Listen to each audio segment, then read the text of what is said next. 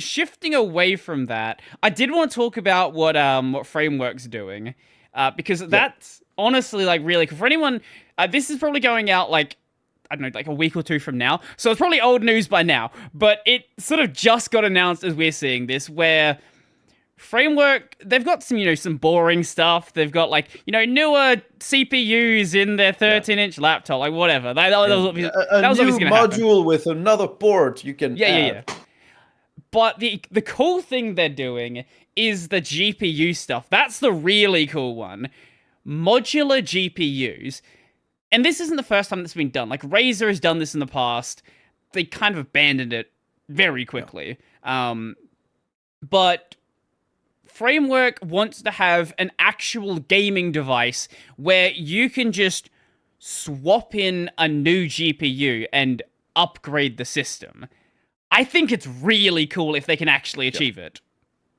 Yeah, and I think it's a 16-inch laptop that they're working on, Yeah, and yeah. so there's this sort of, well, there's the hinge of the laptop, and at the back of the laptop there's this protruding little bar, Yep. almost like the hinge isn't at the extreme edge of the laptop, and so that's this bar that would contain the GPU that you would be Mm-mm. able to swap in and out, which I think is awesome. Especially if it runs well with Linux and like hot swapping GPUs, I think is now supported, at least on Wayland. I think it is. Have a look. See. Uh, I think it is. I'm not 100% sure. I think the But big difference. probably with AMD GPUs, at least with the open source drivers. Not sure about NVIDIA there, but that's really cool. And they also apparently have the ability. Well, they're working on the ability to swap the main plate of the computer, like replacing Yeah. the keyboard. You can slide it to the side to add a numpad. If you don't want a numpad, you can leave it centered. You can have speaker grills or dot matrix screens on the sides, and they also let you move the touchpad off center. It can be centered, or you can move it onto the side and have like other little modules Yep. to the Yep. side of the touchpad. Basically, it's completely modular, like not just the internals. It's got 6, I think, like slots for the various ports you can put in. Although one has to be used for the headphone jack because it's not on the device Yeah. anymore. It's a slot that you have to use. But I think it's awesome. I think it's great. I love what they're doing. The design looks actually sleek and slim. Mm-hmm. It's not like a giant brick that you have Yeah. to Yeah. pack giant heavy modules in it. It's gonna weigh 3 pounds or 3 kilograms.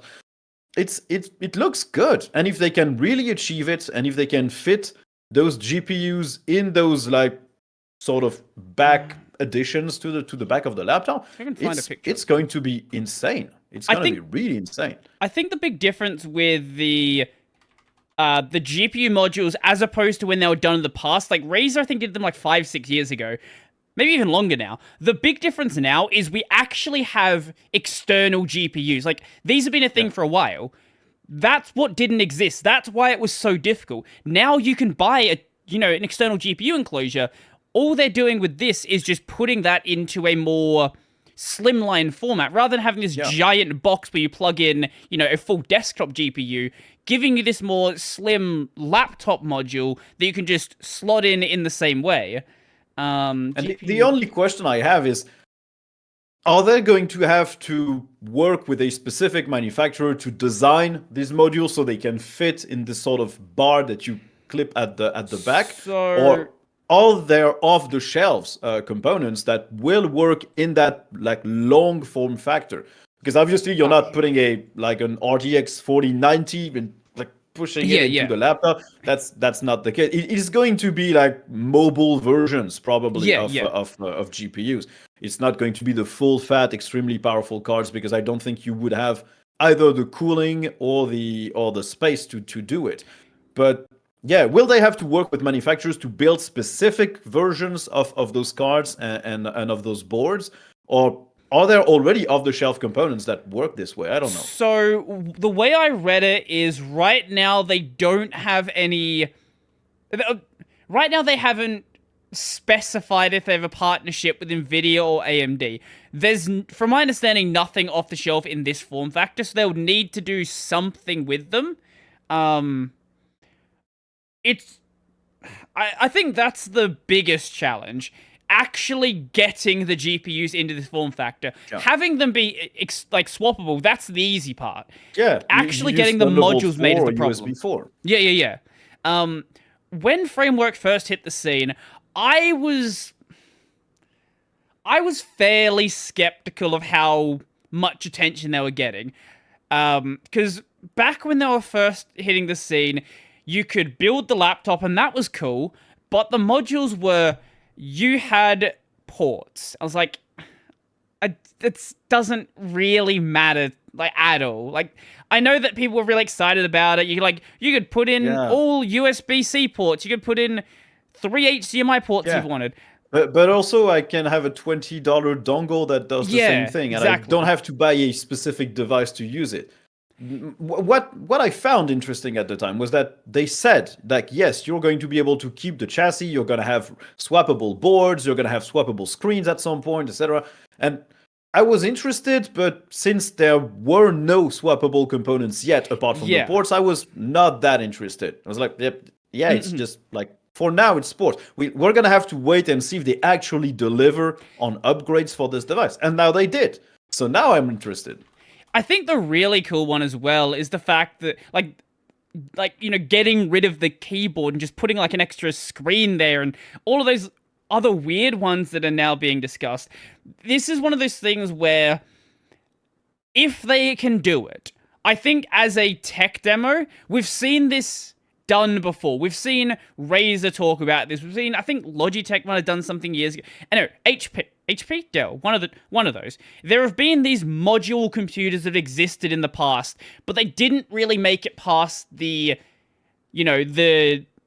tech demo, the demonstration model for a talk. If this can actually be something where it's going out to consumers, I think then you're really going to start seeing maybe other manufacturers taking this kind of seriously. At least that's my hope. Framework is basically I really hope so too. Framework's basically the only company that's seriously taking right to repair genuinely seriously and showing that it can be done in a slim device. No, the Framework devices are not like the thinnest laptops possible by any stretch. Some of those, like the gram and things, like, I didn't know if that's the thinnest and the lightest at this point. I don't even know. But it's not that. But I don't think most people really care. It's like, you cut off 10 extra grams. Like, it's going in your backpack anyway. You're not going to notice it. I think manufacturers, for some reason, hopped on this super thin, super light train. But I don't think consumers actually care all that much. Like, yeah, sure, it was like super impressive when the first MacBook Air was introduced. Like, it fits in an envelope. Wow, insane. But then manufacturers just decided that every laptop needs to be this way. Yeah. But they don't. Like, if you can carry 1 kilogram on your back, you can carry 1.5. Yeah. And you have a better device for it. So you don't have to make everything super slim at the expense of cooling, of throttling. Give us good devices. Even Apple stopped making super thin devices. Like their MacBook Pros, they're thick now. Well, thicker. And they have good cooling now. Well, they also don't need that much cooling. But what I'm saying is they stopped making them less than 1 centimeter thick because it's stupid. It makes no sense. At some point, it serves no purpose.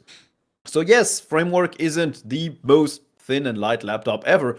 But also, it's a better computer than most thin and light computers. So unless what you're really looking for is something that is a sheet of paper that weighs as little as possible, then no, it's a good device. Well, at least it looks like a good device because I never got a review unit and I didn't get to try it. But if it ever happens, I'd be happy. Yeah, well, I'm not in the market for a laptop right now, but hey, if if I was, I'd be genuinely considering what they're doing here. And it seems like they've been keeping up their promise of, actually doing stuff, which is rare for anyone in this space. Yeah, because what matters for these upgradable devices isn't the fact that they actually ship to consumers. It's the fact that consumers can actually use them for, I think 7 years is a good time frame. Yeah, where you will replace components and after 7 years, maybe maybe 5 years, you want to change the chassis, you want to change the screen, and maybe now you can't just keep the same pace. But they need to show that, and for now they have delivered. Like they have yearly upgrades with new boards, with new CPUs. They added modules for the ports. I don't think they introduced a new screen yet, but also I don't really think it was necessary.